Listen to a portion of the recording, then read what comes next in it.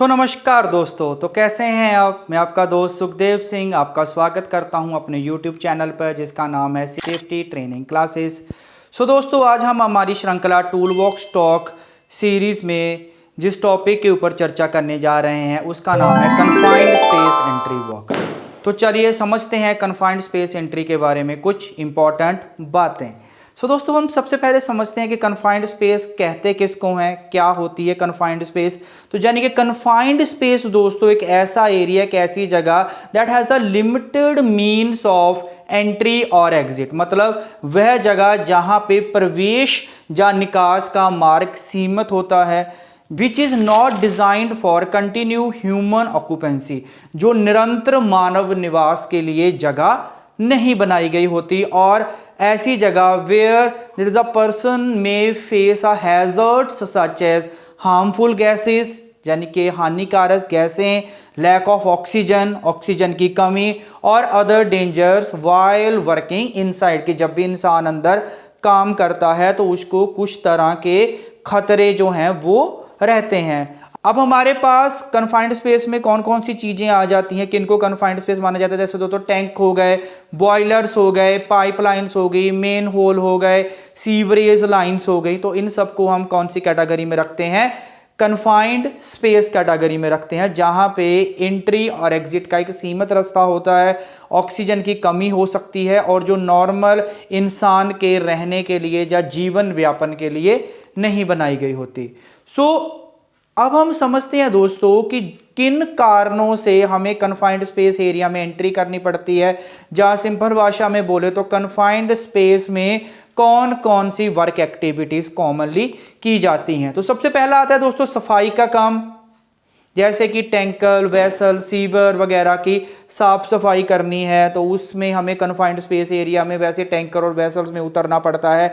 Inspection और maintenance के लिए कि वेसल्स या बॉयलर के अंदर किस तरह की कोरेजन तो नहीं हो गई, कोई लीकेज तो नहीं हो गई, या कहीं कोई इंटरनल डैमेज तो नहीं हो गया, उस चीज़ को चेक करने के लिए। वेल्डिंग और कटिंग वर्क के लिए कि कहीं से कोई डैमेज हो गया है या कोई पार्ट को रिमूव करना है, कोई नया पार्ट वेल्ड करना है, तो वहाँ पे वेल्डिंग और कटिंग वर्क के लिए हमें कन्फाइंड स्पेस में एंट्री करनी पड़ती है। इसके अलावा पेंटिंग या कोटिंग का काम करने के लिए, जैसे पेंट वर्क करना है कन्फाइंड स्पेस के अंदर, तो कन्फाइंड स्पेस के अंदर एंट्री करनी पड़ती है। इसके अलावा क्या आ जाता है, इक्विपमेंट रिपेयर या रिप्लेसमेंट के लिए किसी इक्विपमेंट की रिपेयर करनी है, कोई ऐसा पार्ट जो कन्फाइंड स्पेस के अंदर है, जैसे चिमनियाँ होती हैं, बॉयलर्स वगैरह होते हैं, उनके अंदर कोई पार्ट चेंज करना है, उसकी रिपेयर करनी है, तो उस कंडीशन में हमें कन्फाइंड स्पेस के अंदर एंट्री करनी पड़ती है। इसके अलावा कुछ और काम जैसे इंस्टॉलेशन वर्क, कोई नए पाइप, केबल या मशीन पार्ट को इंस्टॉल करना है, टेस्टिंग का काम करना है, डीस्लगिंग करनी है, सीवरेज लाइन को इंस्पेक्शन करना है, या एमरजेंसी रेस्क्यू करना है। इन कंडीशंस में हमें कन्फाइंड स्पेस के अंदर एंट्री करनी पड़ती है दोस्तों। दोस्तों अब हम समझते हैं कि जब हम कन्फाइंड स्पेस में काम करते हैं या एंट्री करते हैं तो आपको क्या क्या खतरे या कौन कौन से हैजर्ड्स वहां पे अवेलेबल हो सकते हैं, जैसी कौन कौन सी चीजें होती हैं जिनकी वजह से कन्फाइंड स्पेस में बड़ा हादसा हो सकता है। दोस्तों सबसे पहला और सबसे बड़ा खतरा हो सकता है ऑक्सीजन डेफिशिएंसी, यानी कि ऑक्सीजन की मात्रा का कम हो जाना। दोस्तों अंदर हवा का जो सर्कुलेशन है वो प्रॉपर तरीके से नहीं हो पाता है, तो अक्सर ऑक्सीजन की कमी हो जाती है, जिस वजह से वर्कर्स जो भी कन्फाइंड स्पेस के अंदर काम करने गए हैं उनको सांस लेने में दिक्कत हो जाती है, और ये कन्फाइंड स्पेस का सबसे बड़ा खतरा रहता है दोस्तों। नॉर्मल कन्फाइंड स्पेस के अंदर जो ऑक्सीजन का लेवल है वो होना चाहिए 19.5 से लेके 23.5 तक जो ऑक्सीजन का लेवल अवेलेबल होना चाहिए, तभी वहां पे जो काम करना है वो सेफ माना जाता है। नेक्स्ट जो आता है दोस्तों अवेलेबिलिटी ऑफ टॉक्सिक गैसेस, यानी कि जहरीली गैसों का अवेलेबल होना भी कन्फाइंड स्पेस के अंदर एक बहुत बड़ा खतरा है। कन्फाइंड स्पेस के अंदर कुछ केमिकल वेपर्स और टॉक्सिक गैसेस रिलीज हो सकती हैं, जो गैसेस ऐसी भी हो सकती हैं जिनकी स्मेल नहीं आती या जिनको हम डिटेक्ट नहीं कर सकते, लेकिन वो वर्कर के लिए बेहोशी का कारण बनती हैं दोस्तों। तो नॉर्मल जो बहुत कॉमन गैसेस अवेलेबल हो सकती हैं उसमें हमारे पास आ जाती है H2S, हाइड्रोजन सल्फाइड। लेकिन अच्छी बात ये है कि ये जो गैस है इसको हम इसकी स्मेल से डिटेक्ट कर सकते हैं दोस्तों। इसकी जो स्मेल होती है वो रोटन एग जैसी होती है।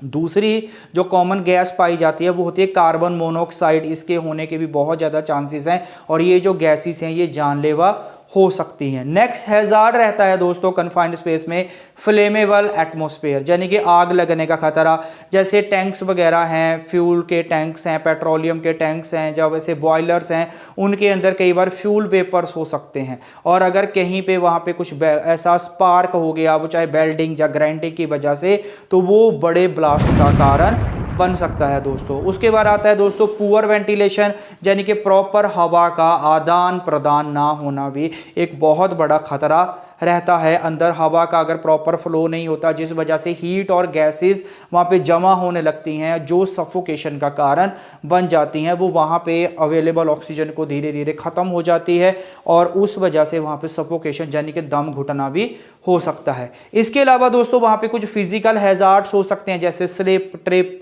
फॉल। उसके अलावा एक्सेसिव नॉइज और वाइब्रेशन भी एक बहुत बड़ा हैजार्ड रहता है जब हम कन्फाइंड स्पेस के अंदर काम करते हैं। इसके अलावा कुछ वर्कर को क्लास्ट्रोफोबिया होता है दोस्तों।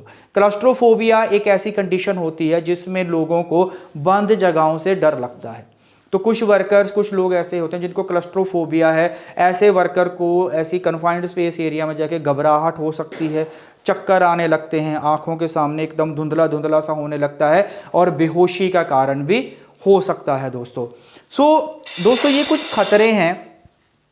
अब हम समझेंगे कि कन्फाइंड स्पेस में मौजूद इन खतरों को कैसे कम कर सकते हैं और हमें कन्फाइंड स्पेस के अंदर काम करते वक्त किन किन चीज़ों को ध्यान में रखना है या ध्यान देने जो कौन कौन सी चीज़ें हैं। तो सबसे इम्पॉर्टेंट, सबसे पहले एंट्री से पहले परमिट लेना बहुत ज़रूरी है।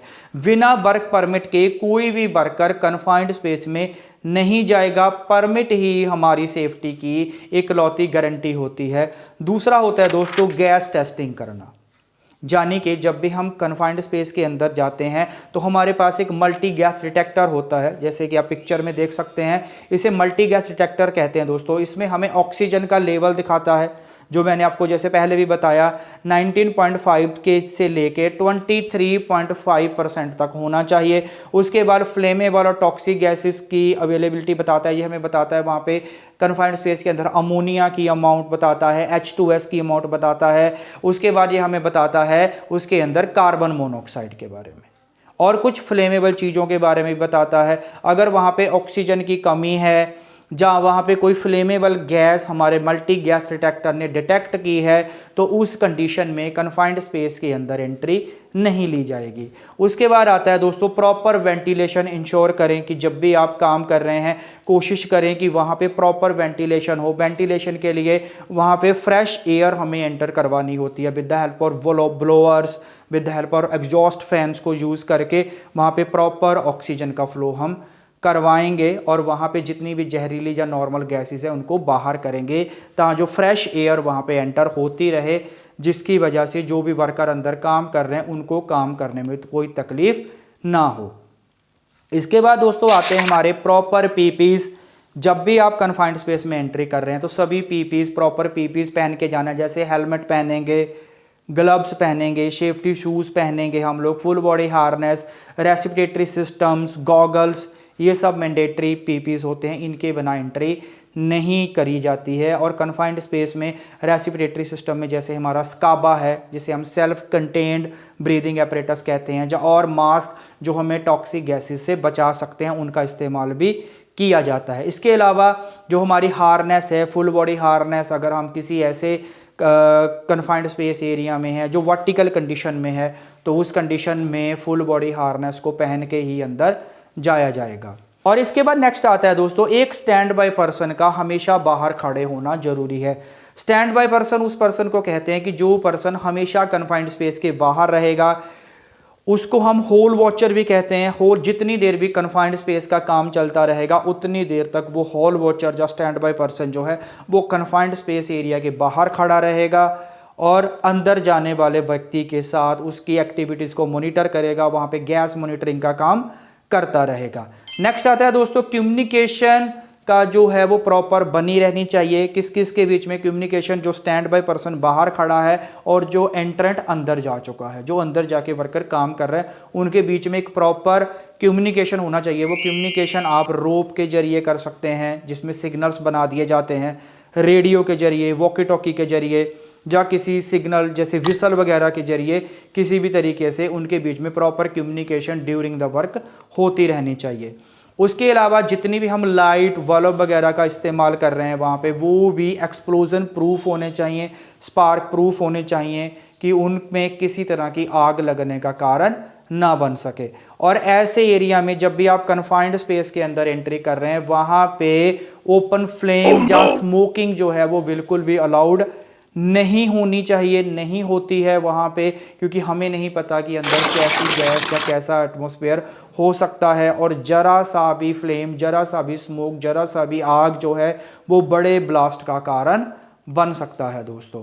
और उसके बाद जो हमारी एमरजेंसी रेस्क्यू प्लान है वो हमेशा हमारे पास रेडी होना चाहिए। एमरजेंसी में हमारे पास काबा सेट, जिसे हम कहते हैं सेल्फ कंटेन्ड ब्रीदिंग एपरेटस, वो होना चाहिए। हमारे ट्रेंड वर्कर होने चाहिए, फर्स्ट एड बॉक्स होना चाहिए, और रेस्क्यू टीम जो है वो वहाँ पे अवेलेबल होनी चाहिए, या उनके कॉन्टैक्ट नंबर वगैरह वहाँ पे डिस्प्ले होने चाहिए, जहाँ जो हमारा होल वॉचर है उसके पास वो होने चाहिए, ताकि जो अगर कभी कोई इंसान अंदर ट्रैप हो जाता है, या स्टक हो जाता है, या फंस जाता है, उस कंडीशन में उस रेस्क्यू टीम को जल्दी से जल्दी कॉन्टैक्ट किया जा सके, और उनको इमीडिएटली वहाँ पे वो लोग आके उस वर्कर को वहाँ से, उस मुसीबत से बाहर निकाल सके। कंटिन्यू जो गैस मॉनिटरिंग है वो चलती रहनी चाहिए, कि ऐसा ना हो कि कन्फाइंड स्पेस के अंदर कोई काम कर रहे थे, जैसे किसी तरह की खुदाई चल रही थी, साफ सफाई चल रही थी, जहाँ किसी तरह की मेंटेनेंस चल रही थी, हो सकता है उस दौरान कोई गैस लीकेज हो जाए, तो उसलिए इस कारण से वहाँ पे जो हमारा मल्टी गैस डिटेक्टर है वो कंटिन्यू जितनी देर काम चल रहा है उतनी देर तक वो वहाँ पे कनेक्टेड रहना चाहिए, और कंटिन्यू जितनी देर भी काम चल रहा है उतनी देर तक वहाँ पे गैस मॉनिटरिंग है वो चलती रहनी चाहिए दोस्तों। इसके बाद नेक्स्ट आता है जो हमें ध्यान देने दो, बहुत इंपॉर्टेंट बात है, वो होती है अनऑथोराइज्ड पर्सन की एंट्री नहीं होनी चाहिए। कन्फाइंड स्पेस एरिया में सिर्फ वही लोग एंटर करेंगे जो ट्रेंड हैं, जिनका वर्क परमिट के ऊपर नाम लिखा हुआ है, सिर्फ उन्हीं को कन्फाइंड स्पेस में जाने की अनुमति है, सिर्फ उन्हीं को कन्फाइंड स्पेस में जाने की परमिशन है। इसके अलावा कोई भी वर्कर कन्फाइंड स्पेस के अंदर नहीं जाएगा काम करने के लिए। याद रखिए दोस्तों, कन्फाइंड स्पेस एक छोटी सी जगह होती है, लेकिन वहाँ पे जो रिस्क होते हैं या खतरे होते हैं वो छोटे नहीं होते, वो खतरे बहुत बड़े लेवल के होते हैं। लेकिन अगर हम बेसिक सेफ्टी को फॉलो करें तो हर वर्कर, हर एक इंसान जो है वो सेफली अपने घर वापस जा सकता है। तो दोस्तों, कन्फाइंड स्पेस एक छोटी सी जगह जहाँ पे हर सांस, हर कदम एक जिम्मेदारी होती है। ये जगह छोटी जरूर होती है दोस्तों, लेकिन यहाँ पे जो खतरे होते हैं वो बहुत बड़े होते हैं। लेकिन जहाँ पे हम सेफ्टी को अपने साथ लेके चलेंगे वहाँ पे कोई भी जगह कन्फाइंड स्पेस नहीं है। हम अपने आप को, अपने साथियों को, दोस्तों को बचा सकते हैं जब हम परमिट सिस्टम को फॉलो करते हैं, प्रॉपर परमिट को फॉलो करते हैं, गैस टेस्टिंग करते हैं, प्रॉपर पीपीज पहनते हैं, और एक दूसरे का ख्याल रखते हैं, अपनी जिम्मेदारियां समझते हैं। और छोटी से छोटी भी अगर वहाँ पे कोई इंसिडेंट होता है, कोई हमें अनसेफ एक्ट या अनसेफ कंडीशन अगर हमें दिखती है, तो समय रहते उसकी रिपोर्टिंग करते हैं, तो हम वहाँ पे एक सेफ्टी की चेन बनाते हैं और होने वाले हादसे को उसके होने से पहले ही ख़त्म कर सकते हैं।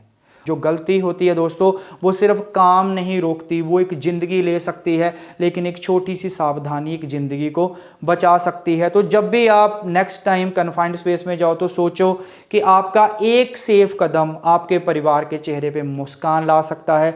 सो दोस्तों, सेफ्टी कोई रूल नहीं, सेफ्टी एक रिस्पॉन्सिबिलिटी है, एक कमिटमेंट है अपने लिए, अपनी टीम के लिए, आपके अपनों के लिए, आपके परिवार के लिए। तो जब भी आप कन्फाइंड स्पेस के अंदर एंट्री करें, जब भी आप कन्फाइंड स्पेस का काम करें, तो हमेशा ध्यान रखें कि आपने प्रॉपर सेफ्टी को फॉलो करना है, बिना परमिट की एंट्री नहीं करनी है, और कभी भी वहाँ पे हॉर्स प्ले नहीं करना है। तो हम अपनी और अपने साथियों की ज़िंदगी को बचा सकते हैं। सो दोस्तों ये था हमारा आज का टॉपिक, जिसमें हमने कन्फाइंड स्पेस के बारे में कुछ बेसिक चीज़ों को शॉर्ट में समझा। तो मिलते हैं जल्दी एक नए टॉपिक के साथ। आज के लिए बस इतना ही। अपने दोस्त सुखदेव सिंह को इजाज़त दें। तो आप सबका बहुत बहुत धन्यवाद इस वीडियो पे बने रहने के लिए। अगर आप वीडियो पे इतनी देर तक रुके हैं तो वीडियो को लाइक करें, कमेंट करें, अपने दोस्तों के साथ शेयर करें और हाँ, चैनल को सब्सक्राइब करना ना भूलें। आप सबका बहुत बहुत धन्यवाद। Sukhdev Singh signing off.